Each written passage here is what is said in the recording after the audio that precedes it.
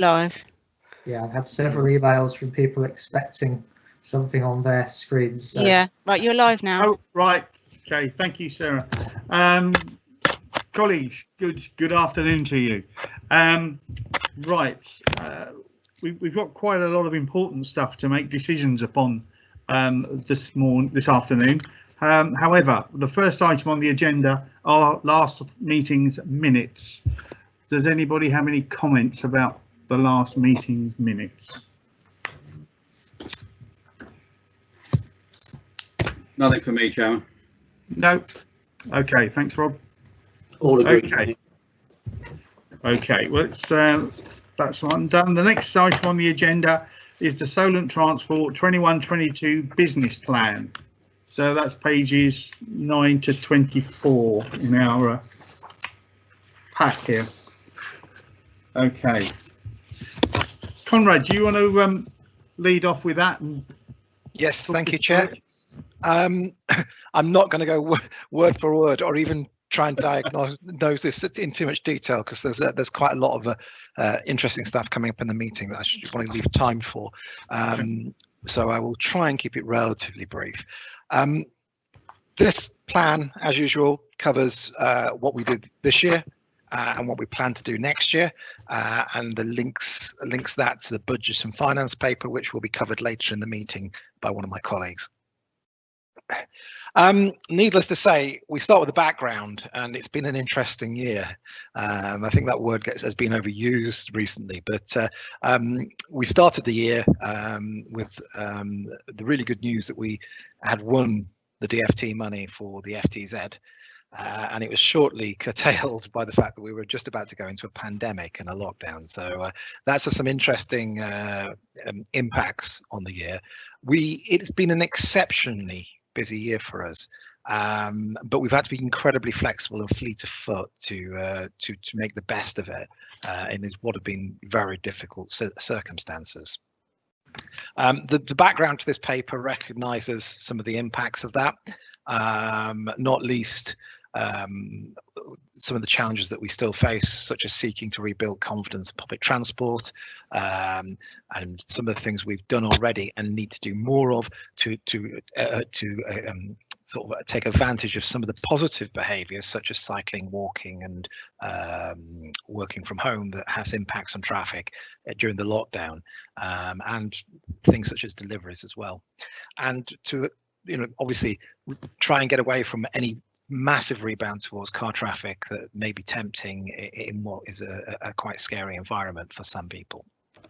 It also recognises the impacts of Brexit and the government's 10-point plan for green industrial revolution, as well as the climate change the crises that all our councils have recognised and signed up to, or declared is probably the more official word. The paper will go on to how in sort of delivering the two major schemes that the area has won, which is the TCF programs for both Portsmouth and Southampton, and obviously with elements in Hampshire and the Isle of Wight, and the FTZ future transport zone deliveries will be absolutely key in helping us address some of these issues. I'm not going to say too much about the next bit, which is about what we've done on the FTZ, and that's because we'll come on to it later on in the programme. But we've been exceptionally busy at Solent, and I'm very, very pleased that we managed to get out of the blocks quite quickly with the FTZ. I'm sure you can all remember the pilot of the drones work that really brought us forward, and it delivered 5 aviation firsts in the UK, but also we managed to get an interim team into place very, very quickly. In fact, much quicker than any other FTZ, and that's thanks in part for Richard having the foresight to be able to put that into the bid, but also some very fleet of foot work by both Solent and Southampton Council to put in a team of people that were able to work quite flexibly and fast to set up a lot of aspects of the FTZ. I'm not going to dwell on them. They are listed there, and it's been a significant amount of work. Needless to say, the DFT have recognised in this work that we are actually fast catching up with people who are a year ahead of us on the FTZ work, and I'm very pleased with the progress that we've made. Okay. I Steve, think- you got a question? All right, go on. So, Chair, you wanted to say something? So, Councillor Leggett's got a question. Yes, thank you, Chair, and thank you, Conrad. A very interesting report, very interesting times, as you alluded to. A couple of questions. On item 7 of this report, you talk about the, I think you call it the rebound to car. Obviously, as we go back to what designates a normal activity. So the first question is, you talk about seeking to reduce that rebound. What sort of things are you talking about or have in mind as measures to do that? The second question is on item 16. Down in there, you talk about the mobility as service app platform procurement. I just wanted to know a bit more about that. And to finish on item 17, I also wanted to pay thanks to Portsmouth City Council's procurement team, as also highlighted in the report. Can I start with the last one of those first? I think thank you for saying that. It is something that Portsmouth City Council have been exceptionally good at helping us with the procurement, and it's exceptional work, and we are very grateful for that. So that's the easy one. The second one I will also take quickly, because we're coming on and we will have a presentation about MaaS later on in the meeting. So if I could defer that till then, that would be very welcome. In terms of the rebound to car, we've done some things already. I mean, we did some very good work early on as we came out of lockdown to do as part of the My Journey work, doing a project which was really promotionally based to try and get people to lock in the benefits of lockdown. So what we did was we ran a campaign which we analysed afterwards to see it was to great effect, to try and encourage people to carry on cycling and walking, but also to continue working from home and to try and think about the benefits that they achieved during lockdown. Some of it might be down to family time, some of it about time to themselves, some of them about the sort of the recreational aspects of walking or the advantages of walking and cycling. So that's one of the things that we've already done. The FTZ is filled with quite a few aspects of things that we can use to great effect to offset the return to car, and not least of all the MaaS platform. But I'm sure you are aware, Councillor Leggett, more than well, as much as anyone else, that we're also introducing e-scooters, and we are working with your councils to introduce cycling and electric bike hire. So these are just some other things that may have a role to play within that. Thank you, Conrad. Okay. Would you like me to carry on the paper, or are you happy to take it as read? Can I ask one question? I did put it in the chat box. I've got a question about seeking to rebuild user competence in public transport. Is there any possibility of us working together as a whole group to persuade the bus companies to do like a special offer, maybe a week of flat rate bus fare, to encourage more people to use the buses? A lot of people don't use the buses because they don't use them, and therefore they don't want to go on them. But if you encourage people to go on them, I know it means a loss of money potentially to the bus companies, but on the other hand, if you fill a bus at £1 a head instead of a handful of people at lower cost, it may not be so bad, and it might be a case of you gain more as a result of it. I don't know how possible it is, but I think we've got to make the buses more attractive. I mean, we in Portsmouth particularly, we have one of the lowest uptakes or take-ups, whatever you want to look at it, of buses in the south of England. I think it averages about 51 journeys per person per year, compared with Southampton double that. Reading are 3 times as much, and I think Brighton are 4 times as much. And I know that's something maybe to do with different bus companies, but I'm desperate to see more people using the buses. But I have no way of convincing them to do it unless you hit their pockets. So I think that the bus companies are, and I have to say credit to the bus companies and Shiboa, who have been very cooperative with us, are open to ideas along promotional lines, and I will come on to a little bit more onto that in a moment. But I think they're facing some quite significant issues in terms of COVID and spacing, which means actually doing some of this is really difficult at the moment. In the future, there may be if social distancing is significantly sort of reduced or sort of no longer required, there is an aspect that something like that might be possible. That said, we have a number of aspects in the FTZ which are ready to go as soon as we leave lockdown, which are around ticketing, which may have some impact on that. So we have got the Carnet tickets on Solent Go, and we have the time ticket. So you pay for a period of time in which you can catch any bus in the region.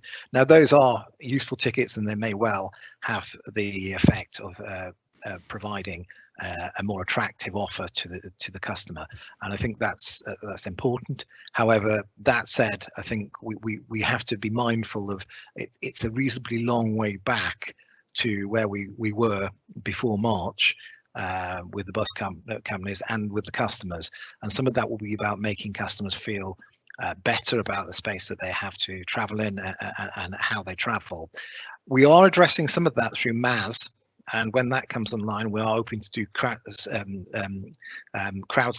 on buses and things like that, so that people can take a look at how busy a bus is before they think about getting on it. So there's lots of other stuff that is part of the MaaS development, and I don't want to talk too much about it because one of my colleagues is going to do a much better job of briefing you on that later in the meeting. Okay. Anything else, Tim? No. Right, Conrad, have you finished now with this subject? I haven't really, but I mean, if you're happy that you've read the proposals of how we go forward, I was just going to go into the work plan. But if you're happy to take them as read, I'm happy for that as well. I am. How about other members? Are you happy to take it as read? Yeah. Yes, happy, Chair. Yeah, okay. good report. Yeah, thank you. Thank you all. Thank you, Conrad. Yep, crack on. I think the next item is the finance update. There is can we take it as approved then? Yes. Oh, yeah. Perfect. Thank you. Do we want to take a vote on it? I hadn't thought so. Okay.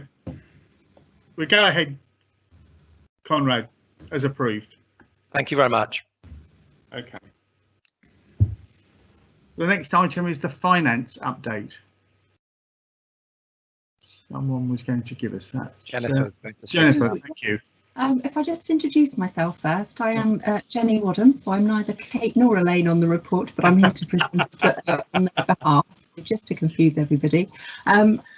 If I assume everybody's read the report, so I'll just pick out a few key points for you in summary. So starting with the forecast outturn for the current financial year.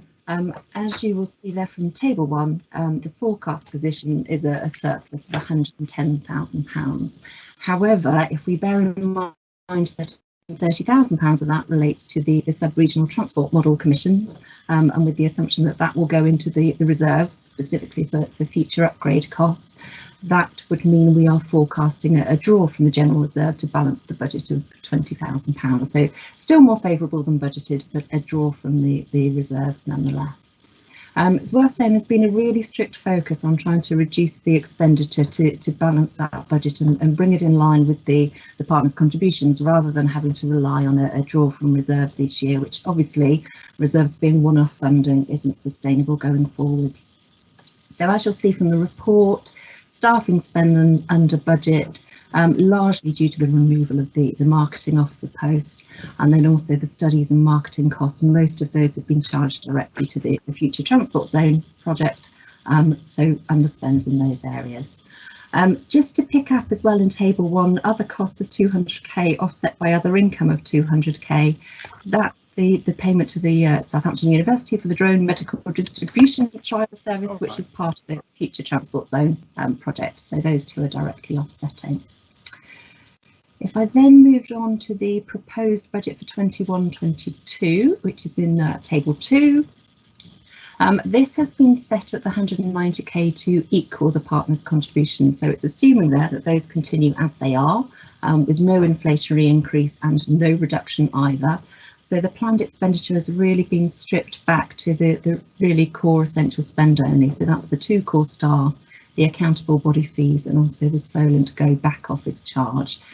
So again, it's from the staffing costs, removing the marketing officer post and removing the marketing and studies budgets entirely. So if there does need to be any spend on those or spend on new projects, then that would need to have additional funding being found, or potentially an increase to partners' contributions. The report does very briefly mention the future transport zone, but obviously that's the next item on the agenda, so I won't mention that further here. And then just to quickly take you through the reserve balances. So as you can see in table 4 of the report, the general reserve is expected to decrease to £43,000, and that does include £10,000 that's ring fenced for HR costs in the event of the partnership being wound up, should that ever happen. So £33,000 to play with, if you like.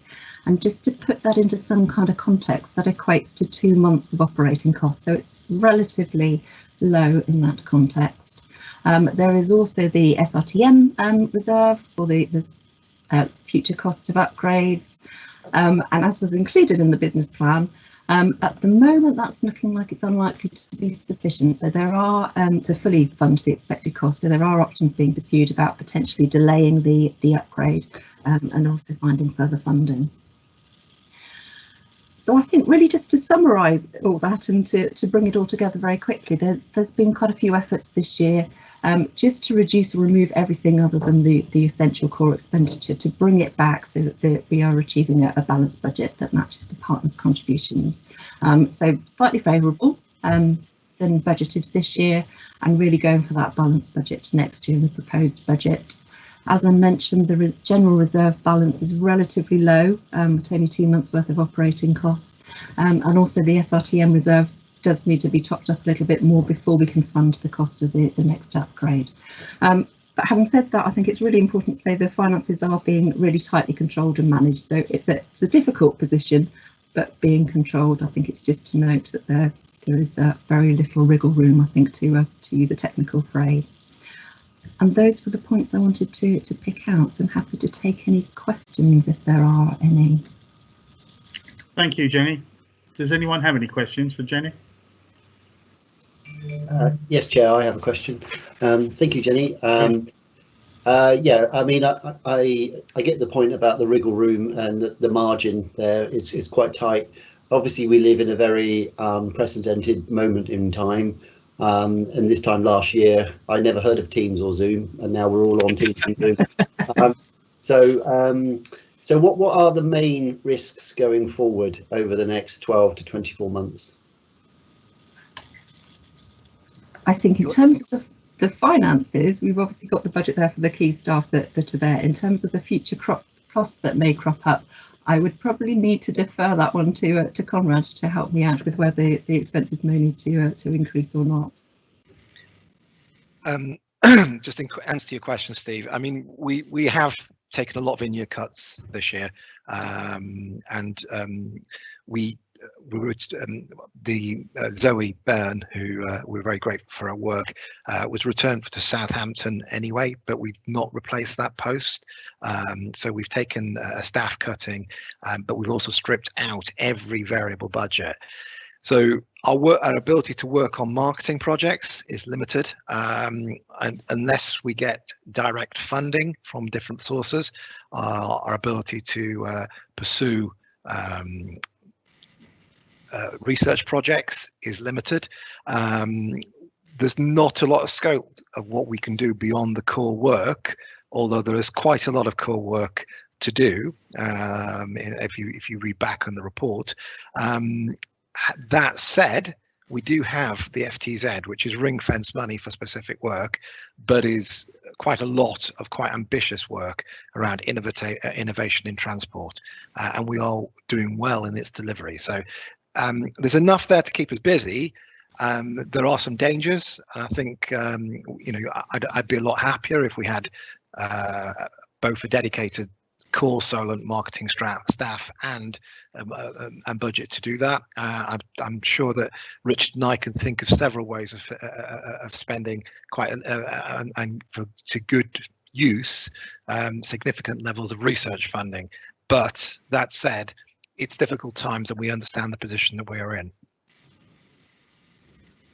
Mr. Chairman, it's Rob. Can I make a couple of comments? Yeah, First of all, it's great to see in the report how the FTZ is clearly set out and the spend on each one. I'm pleased to see that, and also therefore, because we've got that, we can see what the spend has been and what there is to spend, and also therefore that means we can have an update on a fairly regular basis on how that's progressing on each part of that fund for each one of those projects. That's certainly what I would like to see. But Steve, you asked a question in terms of risks, and I would have thought the greatest, well, one of them clearly is the Srtm and that update and the fund for that, because it has to be kept up, sort of fit for purpose. But I think where we are is where we are, but that is going to have to be a conversation that we're going to have at some point fairly soon, and also how that relates to where we are in the new world with COVID, and Lynn mentioned about the buses, everything else as well. So we're going to have to make sure that it is fit for purpose at that point. So it's a risk, but at the moment, I think it's just something that we need to, it's a watching brief, I would suggest. I don't know what, I think Richard might want to comment, or Conrad on that. I think I'll start, and I'm sure Richard will add. I mean, if you see the relevant section of the report, you will see that we are looking for commercial ways in which to try money to try and offset that. But you are totally correct, Councillor Humby. The gap is significant, and the need to fill it is relatively imminent. And COVID itself will require Richard to take a number of measures to update that database to make sure it is relevant in a post-COVID world. Going forward, as with other areas of work, Richard and I have been spent a significant amount of time looking at ways in which we can make them self-funding and wash their own faces.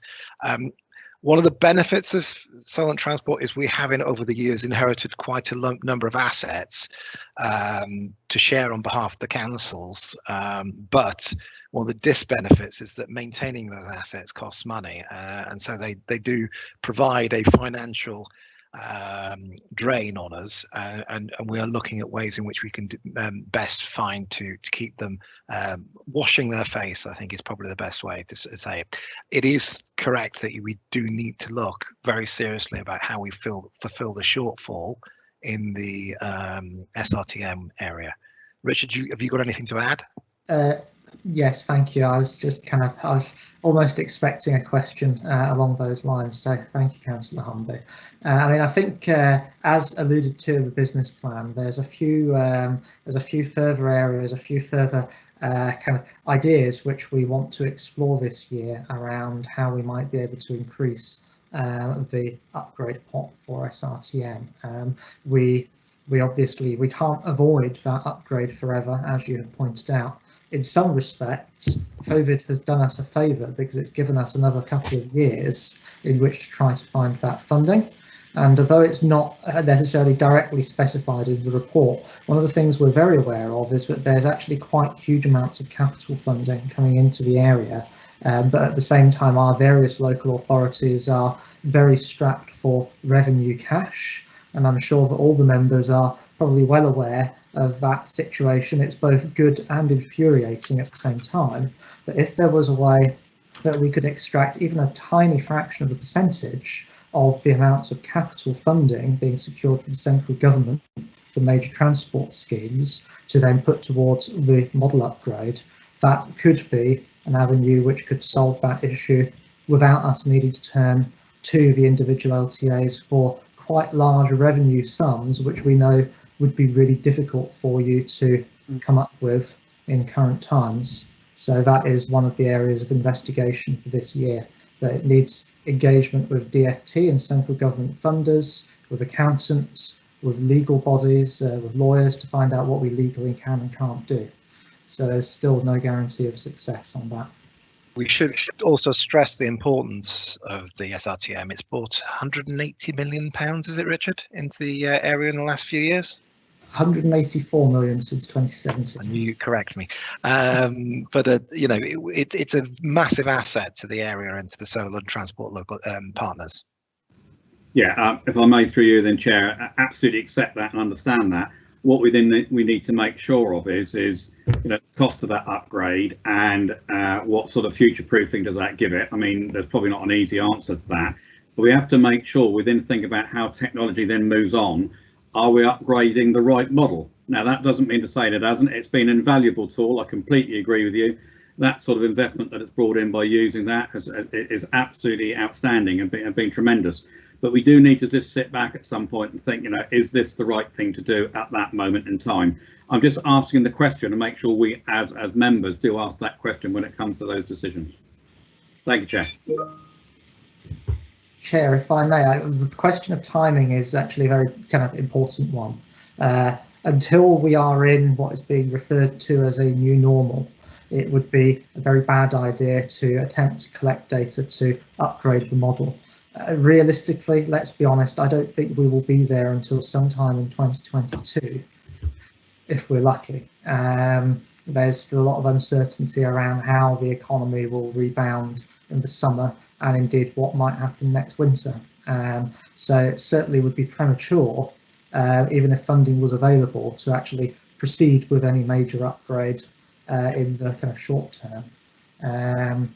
As for the need and the technology, actually what I'm talking about at its root is uncertainty, and the Department of Transport are demanding more and more evidence in business cases around uncertainty, and what that's actually translating into is DfT wanting business cases for transport schemes to actually carry out more model runs, not less, to look at what would happen to the viability of a scheme if the economy grew 5% less or 10% more, or if demand was different. So whilst we know we're talking about something which is undoubtedly expensive to operate, there's no question of that, it does return, it does return income, as we've seen, and the likelihood is that funders are actually likely to ask for more rather than less of the evidence it provides in the future. And Chair, if I may just very quickly come, I wasn't for 1 minute suggesting we didn't have one. I was making sure we invest in the right tool, which is appropriate for the very reasons that you've just said, Richard. Absolutely. Yeah. Thanks, Rob. Thanks, Richard. Lynn, did you have a question about drones? I think Steve was in front of me for the question. Sorry, Steve, you should go on. Thank you, Lynn.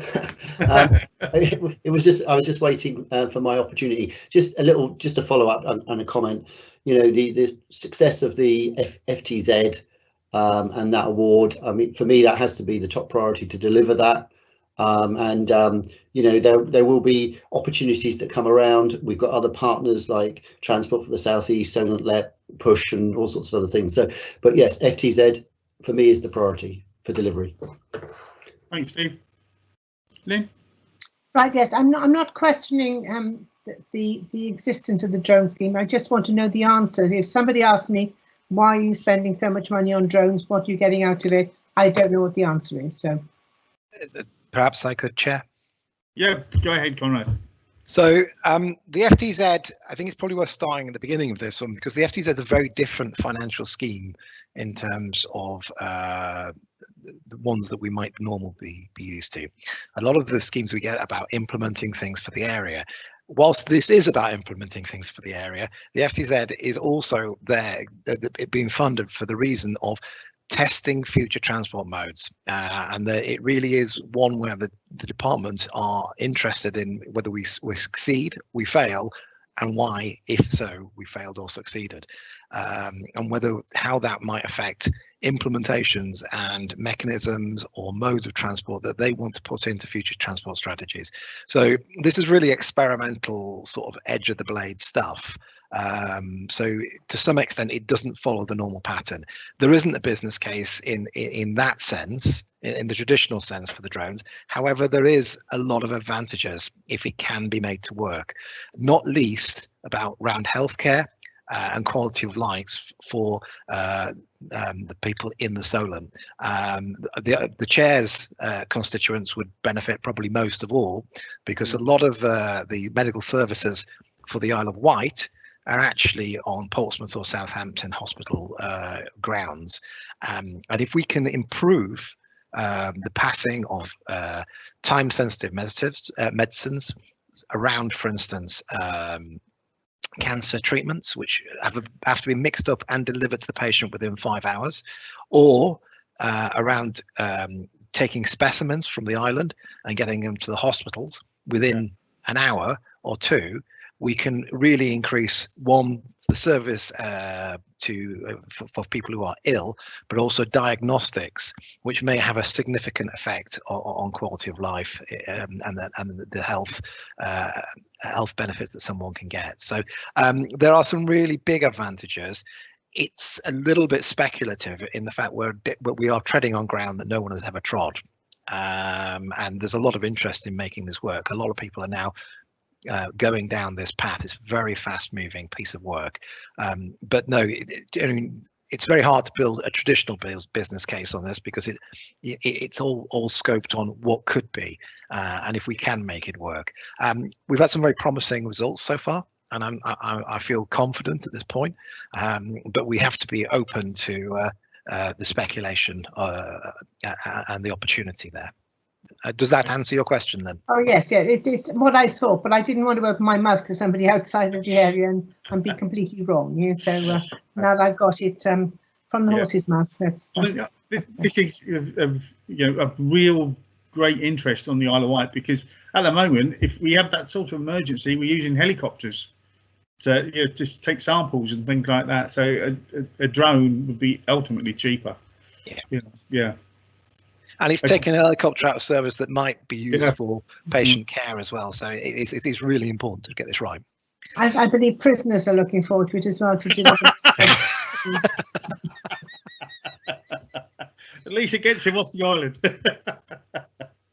Anyway, okay. Shall we? Anyone got anything else, or shall we move on to the next item, which is actually the FTZ report? It is. If I may, just thank Jennifer for her report. Yes, by the way. Sorry, Jennifer. Yeah, thank you, Jennifer. Yeah. Thank you. Okay. I'm afraid you're stuck with me again, Chair, because Keith's unfortunately unwell. So the future transport zone. Sorry, let me just get to the right part of the report, because this is not actually my report. Okay, so the future transport zone, we have on page 36, and I'm not going to dwell on this too much, because I'm sure that you know, a brief outline of what the future transport zone looks like. Effectively, we have just short of £29 million to implement a project which looks at two themes. One is personal mobility, and the other is logistics. And cross-cutting across that, we have some marketing and behavioural change funding that we've taken out of each project to have a centralised marketing role. There are a number of elements within the personal mobility. I'm not going to dwell on those, but they are all held together with a mobility as a service app, which is an app that helps you plan your journey, pay for your journey, and guide you through your journey. And it's something that's it's catching on in some parts of Europe. Berlin is probably seen as one of the high-flying sort of leaders in this area, but also it is something that is really quite breaking edge, and there are a couple being planned as part of the FTZs in the UK, but there are none in existence at the moment, and it's very different to anything that you might have at the moment. It does allow us to provide almost any form of ticketing, and it's very different that we can negotiate with the suppliers, so that the ticketing strategies are different to fulfillment, and this is very much a fulfillment app, but behind that it's capable of developing and being adapted to almost anything we want. Theme 2 is logistics. That's orientated around drone logistics. We've spoken about that, so I'm not going to dwell on it. But also macro consolidation, which building on the work that's done in Southampton to try and stop multiple HGVs driving into congested areas, trying to offload certain aspects of their cargoes so that one wagon maybe to be able to do what 3 were going to, and then micro consolidation, which is breaking that down even further, offloading that load and having it delivered by by cargo bikes, walking couriers, electric vehicles, etc., and that will reduce congestion and environmental issues. Our progress so far has been very good. As we mentioned in the other report, we've implemented an interim team. We're in the process of recruiting for a permanent one. We are very lucky to have some success in the world of e-scooters. The Isle of Wight was launched in November, and the Southampton and Portsmouth will follow this month. The MaaS platform is in procurement, and we're at a very late stage in that. I'll let Chris say a little bit more about that, but we are under procurement rules, so there's only so much we can say in a public meeting. The logistics and consolidation and drones are running slightly behind. Not for any negative reason. COVID has obviously had a massive issue on logistics and deliveries, and so we're trying to adapt our strategy and our plan to allow for that. There's been a big uptake in home deliveries, particularly. And the drones work, we actually made so much progress in that early trial that we're having to rewrite the program to adapt to that, and obviously we don't want to go over old ground, and there's also quite a lot of new inputs into the industry as a result of that program, and people who have gone on to do more. So we are adapting that and working with partners, including the Department for Transport, to try and understand where we take that. It remains fundamentally the same, but we're just trying to adapt it. So there's been a little bit of a delay there. In partnership with the University of Southampton, we developed an evaluation process, and we've had that validated by the Transport Research Laboratory, and we've been working with NetSen and the Department for Transport to agree that. And the program, in terms of program management, most of the projects now have PIDs that are being implemented. Lockdown has been an issue, but it's been a challenge. We're actually running a team some of which have never met, and despite that, have made vast progress in this work. And I think that's reflected in a lot of the things that you can see there. I'm not going to dwell too much on other issues, but needless to say, we have MOUs in place for the monitoring and evaluation and the personal mobility side of the work with the University of Portsmouth and Southampton, and we're not far from being in a place where we can do that with the drones and the logistics area as well. I think that is probably a reasonable summary of where we've got to. The next steps really are to absolutely finalize the M&E strategy, and do some project-based logic maps, and to recruit a permanent team. And we've got a national meeting coming up, I think the week after next, to understand how that will fit into the DFT's programs. There's a RAG status on all areas of work outlined here. And some brief commentary. I'm happy to take questions. I just don't want to spend too much time on this. As I know you'll have read the documentation. Is that a reasonable run through, Chair? Would you like me to take questions? Yes, please, Conrad. Does anyone have any questions for Conrad? Yes, I have a question, Conrad. Thank you for that. Yes, it's a very detailed report. E-scooters. I know that Lynn is smiling there. We've both got e-scooters coming to our town very soon in the next few weeks. We've already got them.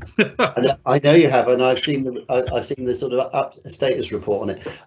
Yes, so I just wanted to get a feel from the Isle of Wight about the experience so far. Steve, as you can imagine, the e-scooters were introduced, say, in the new year. and I suspect they were introduced when at the same time as people had bought them for Christmas and things like that, private ones. So we had a mixture of usage. We had private ones whizzing about, and we had the Beryl ones whizzing about. Of course, people couldn't tell the difference, or didn't want to tell the difference, and so we got, I would say, on reflection now, a few complaints. It seemed like a lot at the time, but it's all died away now. There is very little feedback from the public. I've seen our hospital staff use them. I've seen, people use them around the towns that have got them in, all without little comment. So fingers crossed, it seems to be going fairly well. But it was a bit hairy at the beginning. So it was something new that people weren't used to. So looked for reasons why we shouldn't do it. But can I just add, there's a section on e-scooters coming up with a detailed breakdown, so that may be of interest to you. Yeah, sure. Oh, and one final point, Chair, just to come back. So what are what were the main problems that you saw? People not sticking to the rules, basically whizzing along pavements and things like that, which they're not allowed to do. But the private owners weren't sticking to any rules at all. They were doing whatever they wanted to do at whatever speed they wanted to do it at. Where the Beryl scooters were speed limited, monitored, and quite well managed, if in all. But people only saw the irresponsible users and complained about them. I'm not saying the Beryl users, some of them weren't irresponsible, but it was a new thing. The youngsters got on them and whizzed them around and so on and so forth. But it was, because it was new, everyone wanted to have a go, and the novelty's worn off now, and we're probably only getting the serious user. And have you tried it yourself, Chair? Oh yes, yeah. The leader and I whiz around County Hall car park on them. Thank you, Chair. I thought they provided you with a private e-scooter, sort of, councillor special. Yeah. No, afraid not. They're very easy to ride, actually. It's anyone can do it, quite literally. There we go. Right, what's next? Anyone else got any questions for Conrad? I think we're on to e-scooters then, if which is good, because actually there's some really interesting presentations coming up. I don't want to hype them, but e-scooters and MaaS I think will be the more interesting part of the meeting. Okay, we're going to do e-scooters now or the MaaS? Let me just get the agenda up. Well, the agenda says MaaS. Then let's go for MaaS. Okay. Simon, you doing that? No, it's going to be Chris, actually. Okay. I'll run through this one. I've got a presentation to share, which I will do now, and hopefully it will show up on your screen. Is that showing up for everyone? Yes, thank you. Marvellous. Well, thank you very much for the invitation to come along and give you an update on the Mobility as a Service project, which is part of the FTZ, and has been mentioned already. This is a diagram of the FTZ project, and we're talking here on the left hand side, these blue projects. The Mobility as a Service sits at the heart of all of the projects that we're doing to enhance personal mobility in the region. Has very close links with each of them. What is Mobility as a Service is probably a good question to ask and answer first off. So for you as a customer, it looks essentially like an app on your phone. Also a website that you can access. Every kind of transport mode is there, so you can look at public transport, you can look at the e-scooters, bike share, taxis and car rentals and all sorts, all in one place. You can see on the right hand side of the screen there, that's an example of what it could look like on your phone, with the map interface there showing you all of the things around you at the moment. Also a journey planner, so any kind of A to B journey, and it'll pick up driving your own car all of the way or some of the way, as well as all of the other options there. You can buy any kind of ticket.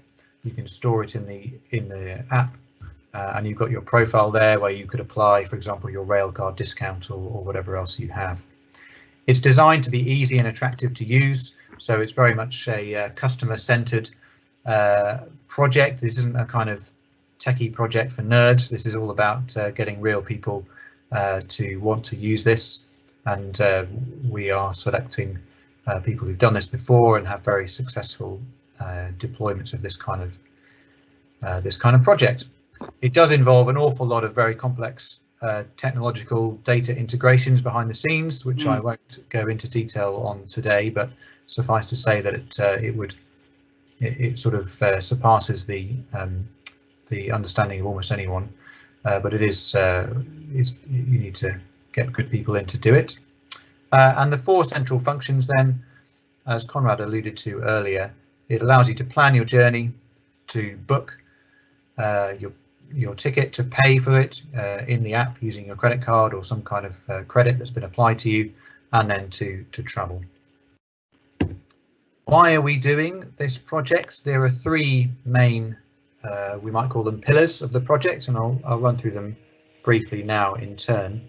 So the first one is transport for all, and what we mean by that is there's a really strong emphasis on inclusivity and creating equal opportunities for people wherever they live in the region, whether it's urban or rural, whatever kind of person they are, whatever kind of accessibility needs they may have for any particular trip. We want this system to be available for you to use, and so it's designed very much around that, and we're not just relying on what you might call business as usual ways of just picking up simple trips on the train to work, but it's a more complex picture than that.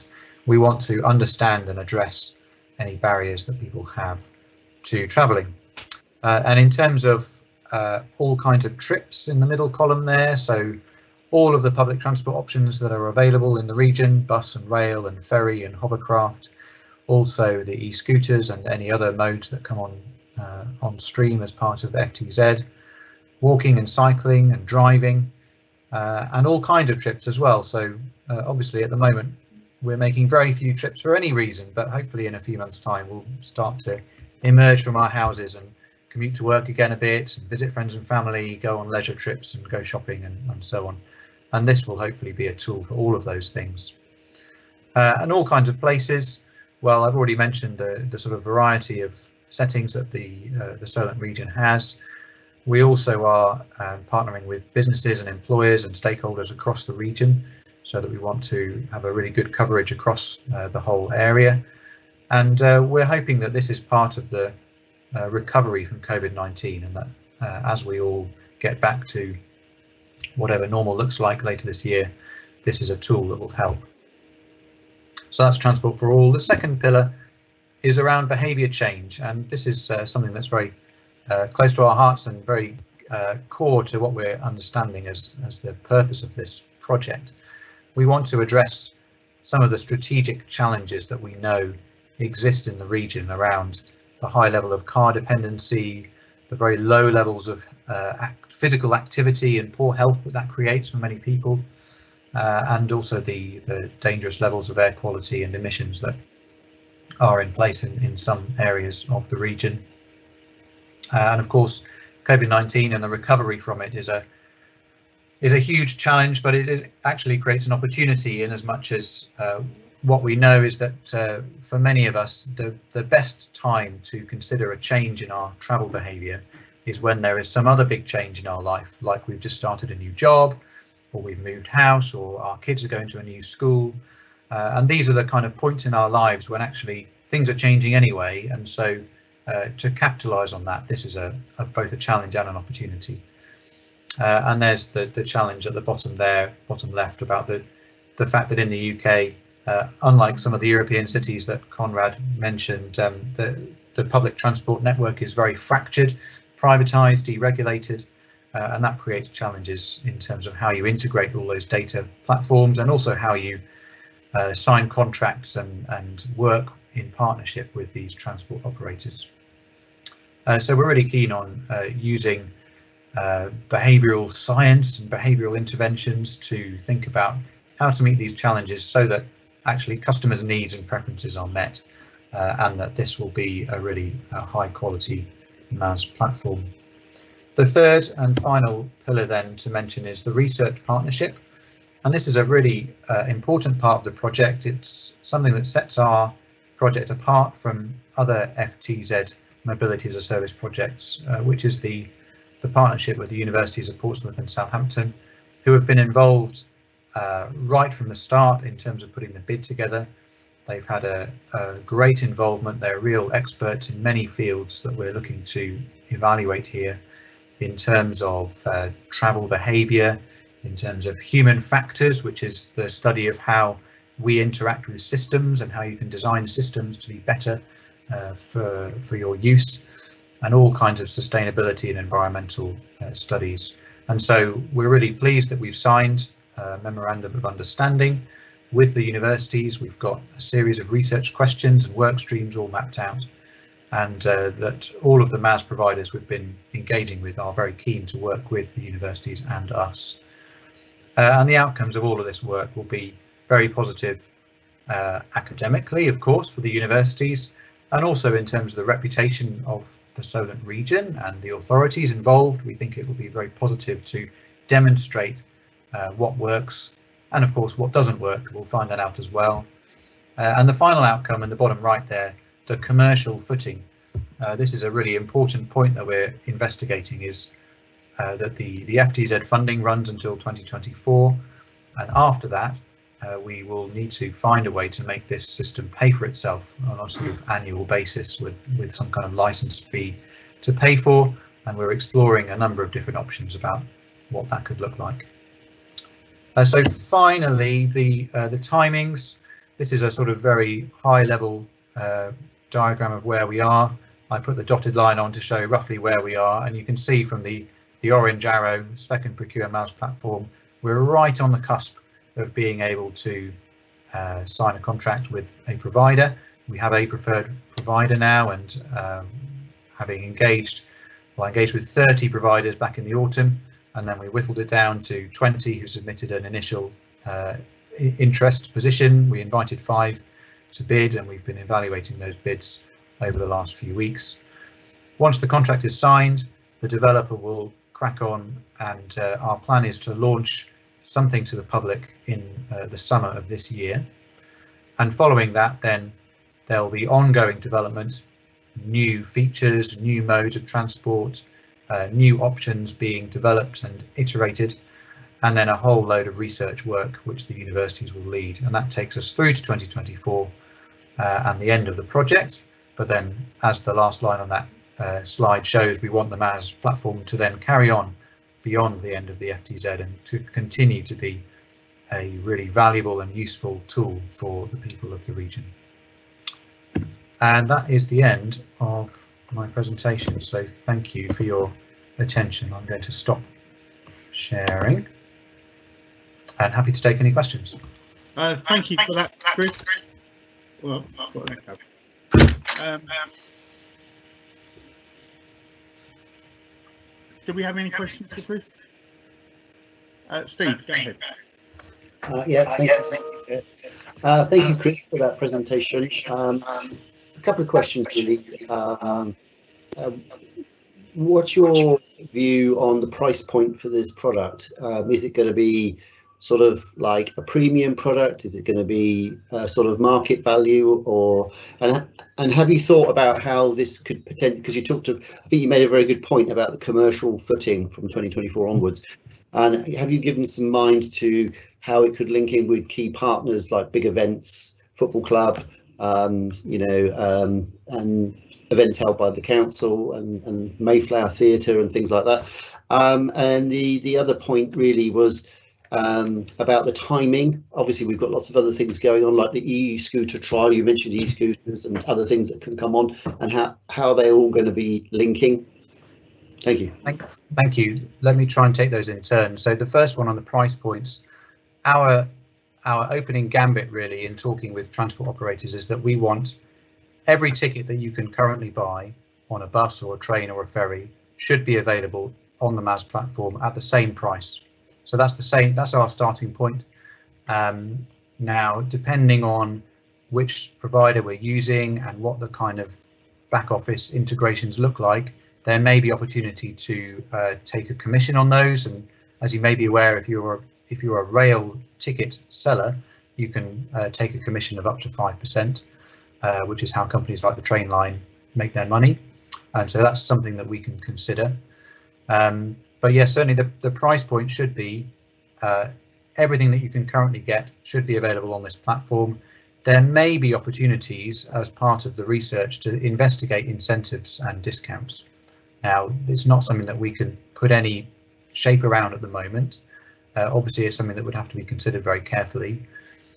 Something that is worth mentioning is that one of the other FTZ projects is mobility credits, which is something that's designed to be targeted at low-income individuals to offer them a monthly credit of, let's say, £100 to use on this platform for travel for their own purposes. And obviously, from our point of view, then we would want to do the research of finding out how that works.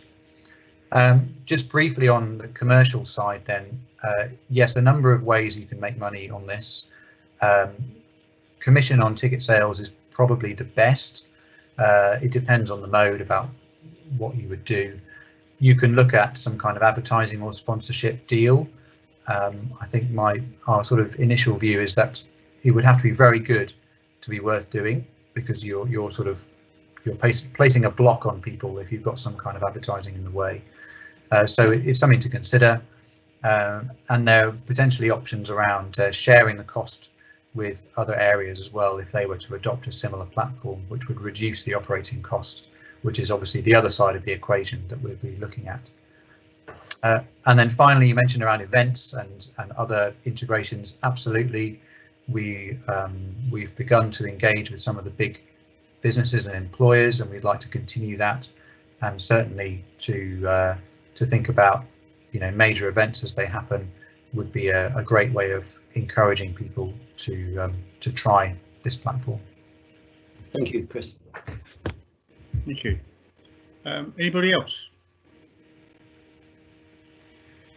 No, looks like you're off the hook, Chris. Thank you so much for your presentation. Excellent. Thank you very much. Okay. Right. The next item is e-scooters.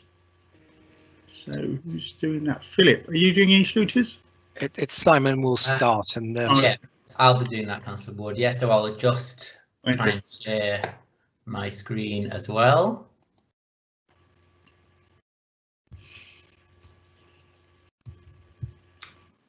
Can we see that okay? Yeah, perfect. Yeah, lovely. So yes, I'll be giving a short overview of the Isle of Wight sub-trials that's been going, and thank you, Councillor Ward, for those points that you added earlier on. And yes, completely concur with how it started and how it's been going since. Yeah, I'll invite Philip to talk a little bit about a stakeholder briefing on e-scooters that we did at the end of last year, and then we'll be turning to my colleagues in Portsmouth, Southampton and Hampshire for a quick update on how progress is going in the development of those trials. So on the Isle of Wight, as we know, it's been operational with Beryl since the end of November, which was in the middle of then lockdown 2. So it was launched with quite a small number of e-scooters and has continued to grow since. And obviously that did have a focus at launch on key worker and NHS movements. Nonetheless, launch week saw over 700 journeys taking, which was really promising.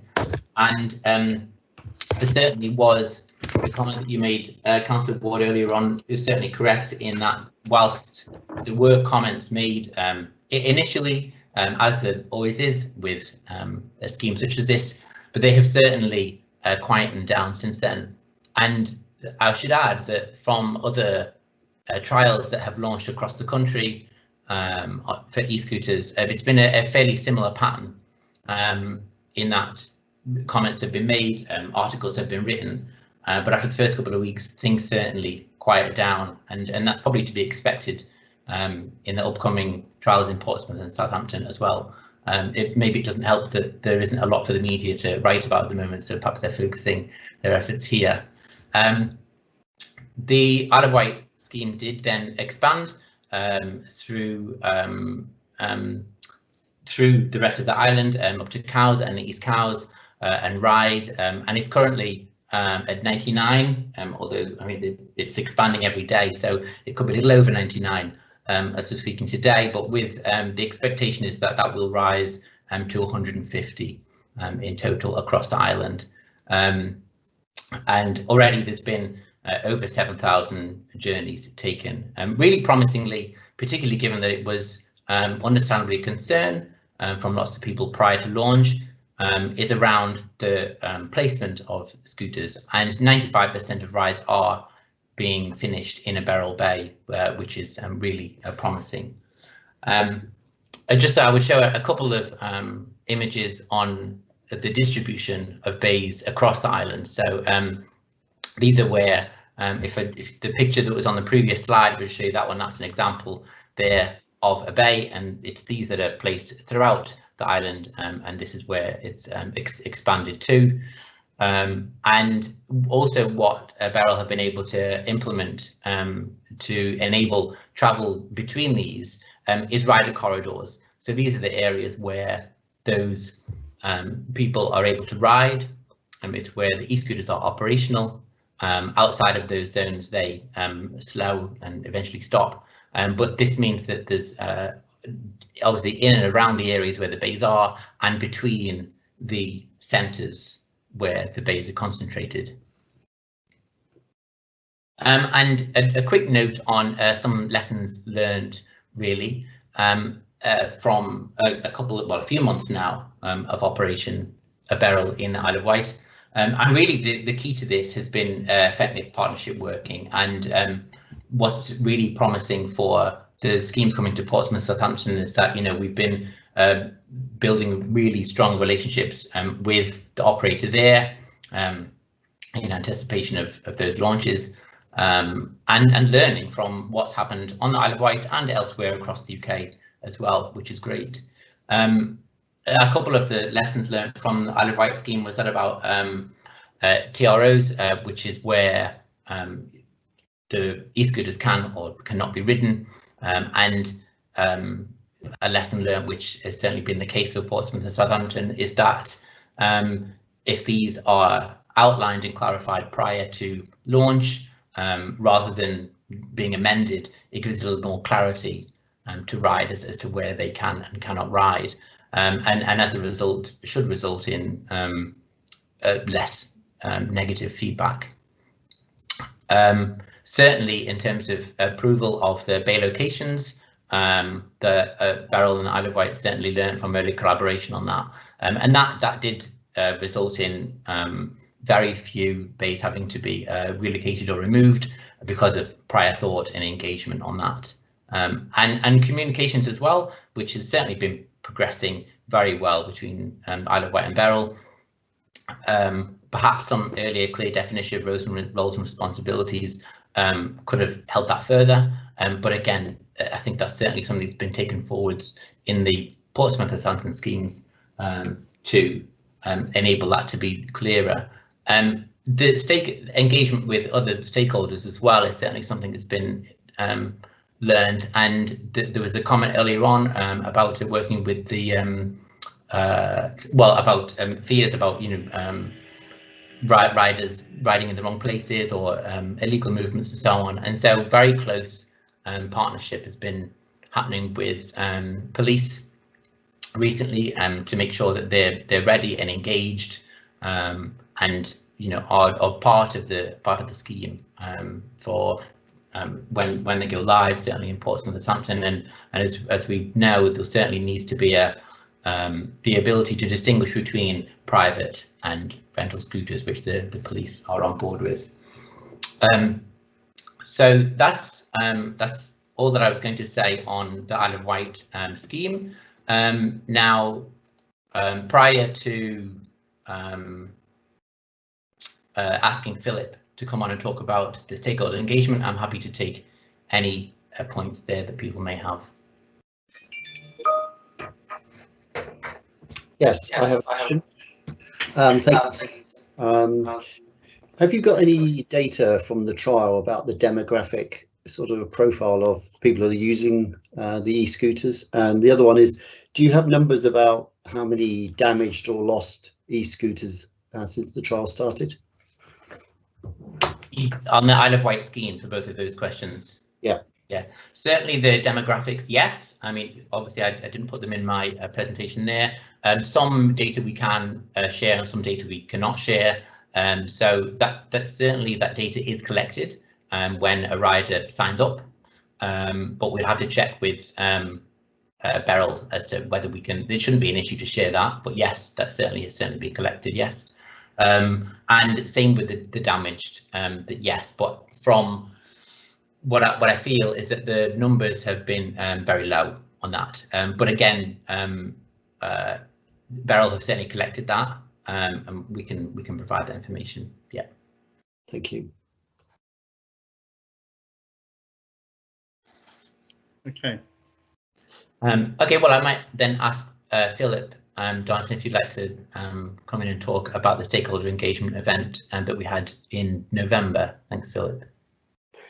Chair, thank you very much. If I may, I think I should say a word about how I got involved in this for the Bicycle Association and something about e-scooters as well. The Bicycle Association is a trade body representing the UK cycle industry. It has about 130 members. It's a not-for-profit, it's not a campaign group, and it works largely to advise government informally on issues affecting the whole industry. So as such, even though it's called the Bicycle Association, it doesn't have a view for or against e-scooters. Inevitably in the membership, I'm sure there are some who think that they are a terrific opportunity and others who are probably more sceptical. But our position as a trade association is strictly neutral, except for one thing, which is that the government's regulations are, as you probably all realise, unsatisfactory in that it is perfectly legal to sell an e-scooter to a person, but absolutely illegal to ride it on any public road at all, and only on private land with the permission of the owner. It seems to us to be highly unsatisfactory as a position to start with.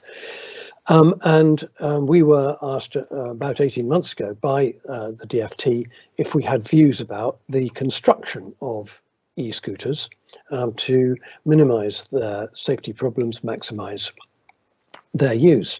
And we came up with some very clear suggestions about power, weight and speed of e-scooters, which the government in the end chose to ignore. So our position for the BA is quite neutral, and I made that very, very clear to the stakeholder group that I was neither selling them the idea of e-scooters, I wasn't there to do that, or indeed to unsell them, but to facilitate, help, listen, record and help the FTZ, which I think is terrific, to progress in its trials. The e-scooter market is quite unusual in the UK. There are no parallels anywhere in the world because of the fact that it being illegal, the hire companies until now have not had any foothold at all. And therefore sales have all been personal sales to individuals. That's quite unlike Europe, where the hire companies are very strong and the sales of e-scooters to individuals relatively modest. That has complicated also the information that you can derive from the trials elsewhere in the world, because e-scooters that are hire scooters are entirely different from e-scooters that you buy. And that is immediately clear from the things you've heard this afternoon and that you'll be well aware of in the Isle of Wight. With an e-hire scooter, you can fill it up with all kinds of technological wizardry, which means you can restrict where it goes, You can restrict how fast it goes. You can geofence it so that it is parked only in the appropriate place. And you can ensure that if it isn't, that the rider goes on paying for it until it is. So there's all kinds of sophistication that is built into e-hire scooters, which does not exist in personal scooters. And when we therefore had the first meeting of the stakeholder group, it was 1 week after the launch in the Isle of Wight, and inevitably everybody's view round the table was coloured by their personal experience, misgivings, hopes of what they had observed with personally used e-scooters. And I think it's very important to say that as your experience of hired scooters and the way in which they're controlled and managed becomes more sophisticated, so as Simon was saying just now, so people's views will mature with that evidence. The e-scooter market has been quite extraordinary. It has something of a fashion about it. We've just had the data, official data from Revenue and Customs about imports and sales of e-scooters, and about 360,000 e-scooters were sold in the year 2020 to individuals. And that probably means that by the end of this summer, there will be nearly 450, 500,000 e-scooters personally owned. The government now has to make up its mind as a result of the trials what it's going to do about the legalization of owned and hire scooters. It would seem to me that it would be extraordinarily difficult, with a large number of hire schemes going on and 500,000 owned, that in some form or other government didn't decide to legalize these. As far as the group itself was concerned, stakeholder group, I was thrilled because I quite thought I was going to be something of a stalking horse in the middle of an arena with people firing hostile darts of, but don't you know how dangerous they are? Don't you know what happens when you hit a pothole? There are people who go out at midnight, they've had too much to drink, there are two on one scooter, they're tearaways, they're probably doing something deeply illegal with them. And that wasn't the response of the stakeholders at all. Their questions were extremely practical, very sensible. We had the very, very early launch information from the Isle of Wight, which I think was tremendously reassuring. And I think that people asked the sorts of questions that you would hope. How exactly are they going to fit in bus lanes was probably one of the most difficult. Cycles are allowed in bus lanes and probably cause bus companies quite a lot of anxiety. Are e-scooters going to be prevalent, and are they going to go into bus lanes too? Questions about where they're parked, how they're used. I think the hire companies are beginning to address with that sophistication of the equipment extremely well. I know that there are local stakeholder groups, and it would be, I think my suggestion would be, it would be very good if the comments back from those local groups were fed back to the FTZ in total, and that perhaps at the next stakeholder meeting, if you wish, I would be very happy to facilitate that and hear the consolidated views of stakeholders.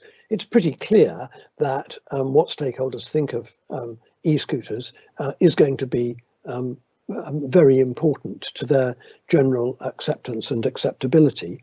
And if indeed these trials are going to be as successful as it sounds as though they are, then I think the public acceptance of the fact that we're moving to a new era, which is being called a rather ghastly piece of jargon, micro-mobility, is real. It will happen, it is coming, and we need to all together plan and think carefully about the best ways of making that as attractive, at the same time as safe, as how micro-mobile vehicles fit in with bulk of traffic, where they fit, where they go. These are all questions for the future, and I think stakeholders will have some very, very sound suggestions to make. And I was really both pleased to be asked to chair it and extremely relieved that everybody was so positive and constructive about it.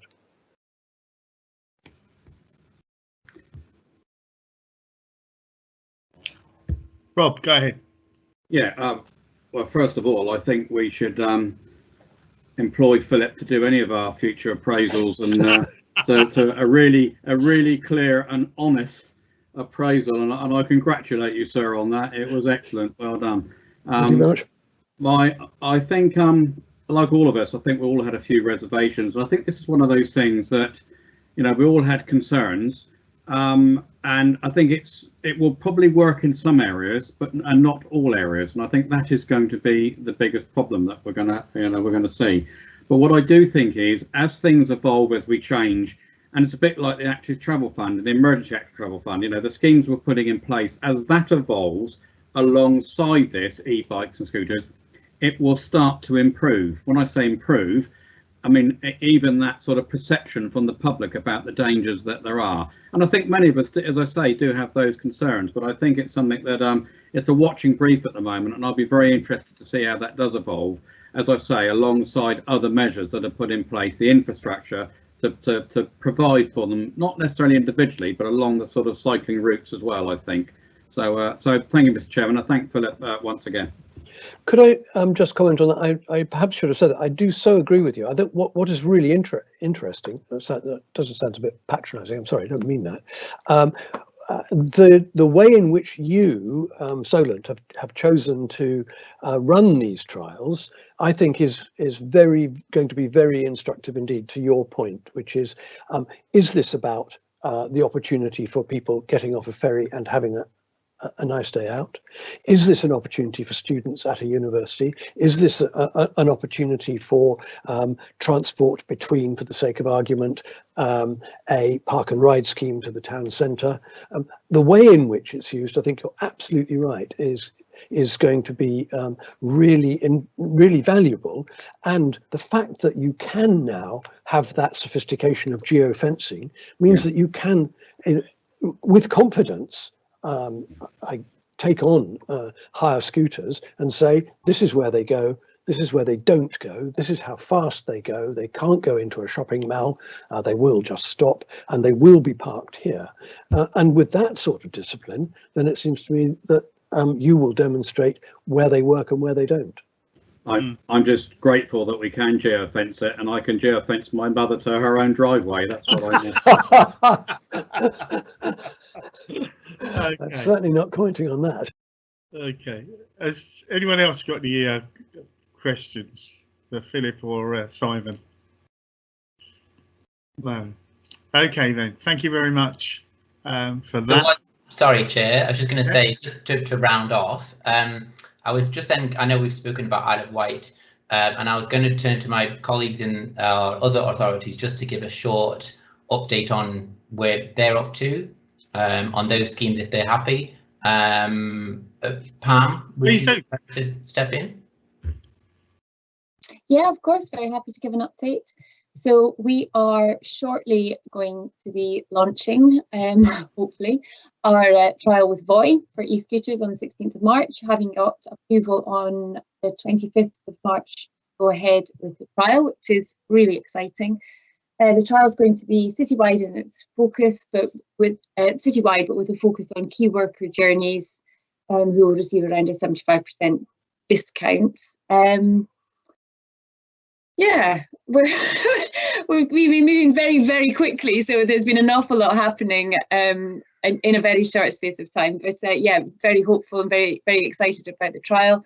It'll be around 75 to 100 scooters in the initial phase, and we're going to be going through a month program where there'll be reduced speed, so we'll be limited to 10 miles an hour, and then we'll be able to review that as we go through. So lots of change and lots of exciting things happening. Thanks, Pam. Yeah, it's great. It's really promising. I think what's happening in Portsmouth. Pete, would you like to talk about Southampton? Yeah, sure. So similar to Portsmouth, we're planning to go live on the 18th of March, and approvals in place, working through the traffic regulation orders, and had the sign off from the DFT in terms of the license to operate. Locations wise, we are focusing on the city centre and then reaching out to those key destinations such as universities and the hospital. So focused on those key worker corridors again to kind of start the scheme. And then we've identified areas of expansion as we can then reach out across the river to the east side of Southampton to the more densely packed areas of residential as well. So yeah, 18th of March, just going through the final processes really, further stakeholder engagement with councillors and other interested parties. Yeah, communications obviously now gone out, and lots of media interest. Lots of views expressed, but overall it's looking positive. And I think the key thing as well is the timing with the government's unlock plans as well. So this is coming at a time, obviously with spring approaching, we've got the kind of the new phases of the restrictions being lifted. So it's really important that we can align the kind of growth of the e-scooter trial with as the economy reopens. So it's a great opportunity. Okay, can I just get a word of advice in citing the garaging areas, if I could call them that?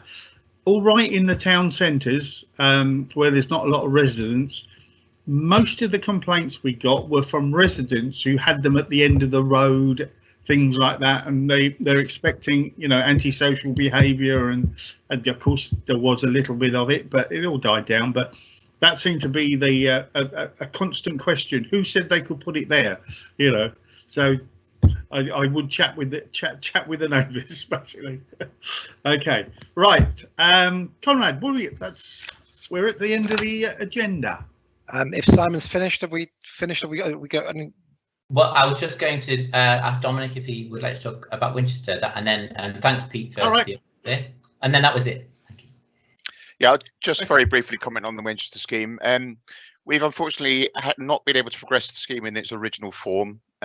We were particularly concerned that we wouldn't be able to meet the delivery deadlines set out by DFT. So we've taken a slight step back, decided to refocus the scheme, which means that we can't access the DFT money. So essentially, we're now looking at other ways that we can deliver it into the future. Right, thank you. And Chair, if I may just comment on that a little bit, that's really why I made the point that courses for courses. There would be some areas where it is, you know, very easy to introduce, and there's some areas, certainly like Winchester, where maybe it's not quite so easy to do that. And also to take your point, Chairman, about in terms of in many of the rural areas, you know, and how it's going to apply there. So I think we need to look, as I say, I'm going to repeat, through the Active Travel Fund and see how that evolves, and this runs sort of in parallel alongside of that. So, I mean, I'm absolutely support it, and I think the idea of the technology is fantastic. And I think Philip's absolutely right. I saw a programme at Christmas where there was one shop and they were selling hundreds and hundreds of them for £2,000 or £3,000 each, which was staggering at the time on there. I mean, the cost was, I might have exaggerated that a little bit, but it was certainly in the thousands of pounds that they were there. Yeah. So clearly it's going to be an issue that's going to have to be dealt with. So having a trial is excellent. So it informs you to make those decisions later on. Yeah, it's a very good point, Rob. Very good point. Thank you. Chair, we're at the end of the agenda, Chair. If apart from AOB, if the has anybody got any other business they would like to raise? No. Okay. In that case, can I thank our guests for coming along and keeping us updated and briefed? It's very, very kind of you. And of course, our support team who make this happen, because without them it wouldn't happen, and colleagues as well. So thank you all. Hope to see you at the next meeting. We'll probably see you before that, somewhere along the line, somewhere on the airwaves we will meet. Okay, goodbye now. Thank you. Thank you very much. Cheerio. Bye-bye. Bye.